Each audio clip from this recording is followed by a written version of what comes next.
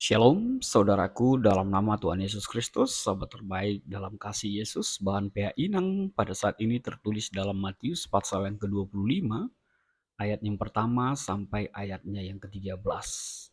Saudaraku dalam nama Tuhan Yesus Kristus, sahabat terbaikku, kalau ada istilah kapan kepedulian kepada orang lain itu bisa kita lakukan, jawabannya ada di perikop kita saat ini. Yakni ketika hari Tuhan itu tiba. Dan benarlah bahwa itu bicara tentang pribadi, lepas pribadi. Lihatlah kisah perumpamaan gadis bodoh dan gadis bijak ini.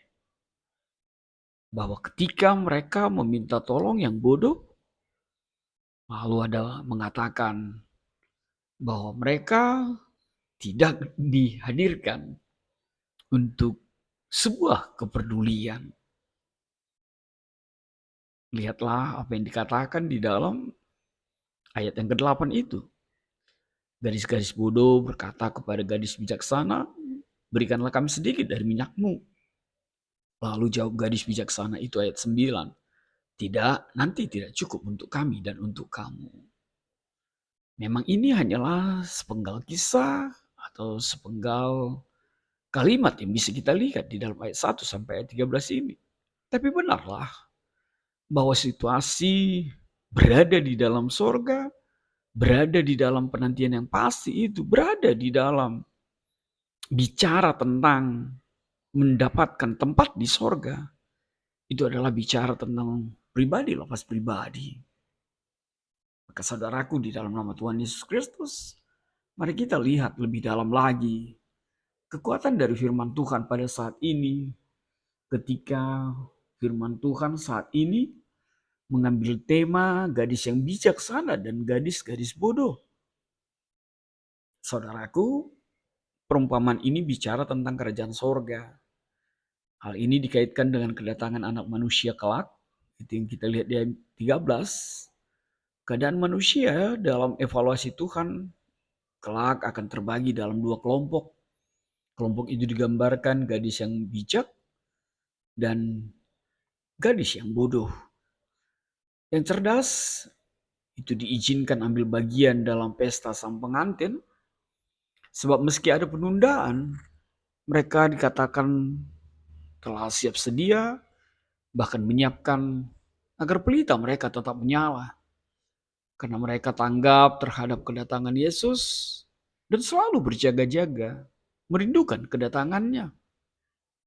Dan lihatlah, mereka akan disambut oleh Yesus ketika ia datang kembali untuk menggenapkan kerajaan sorga itu. Sebaliknya, mereka yang tidak tanggap dan tidak siaga, jelas-jelas dikatakan akan ditolak. Saudaraku, sahabat terbaik dalam kasih Yesus, kerajaan sorga itu datang di dalam dan melalui hidup, ajaran dan perbuatan Yesus seperti apa yang dituliskan di dalam Matius 4 ayat 17. Dan percayalah pada kedatangan yang kedua kali, Yesus akan merampungkan kerajaan sorga dan tentu saja menentukan siapa yang layak ambil bagian dan turut di dalamnya. Satu hal yang pasti, orang yang menerima Yesus sebagai Tuhan dan Juru Selamatnya dipastikan akan memiliki sikap rindu berjumpa dengannya, dan itu adalah penantiannya. Penantiannya menjadi kenyataan. Pengharapan tersebut memang seharusnya mewujud di dalam sikap hidup sehari-hari. Jadi tidak pengharapan yang hanya sebuah pengharapan tanpa ada tindakan, tanpa ada perbuatan, bahwa dia hidup untuk berpengharapan menanti kedatangan Yesus kedua kali. Dan itu makanya disebutkan sikap siaga menantikan kedatangan Tuhan digambarkan seperti membawa minyak yang cukup. Dan minyak yang cukup itu dituntut Tuhan dari orang Kristen, orang percaya. Justru karena masa kini orang makin tidak peduli terhadap kebenaran, dan makin mengabaikan soal kedatangan Tuhan. Dan perumpamaan ini patut mengembalikan kita kepada sikap siaga penuh.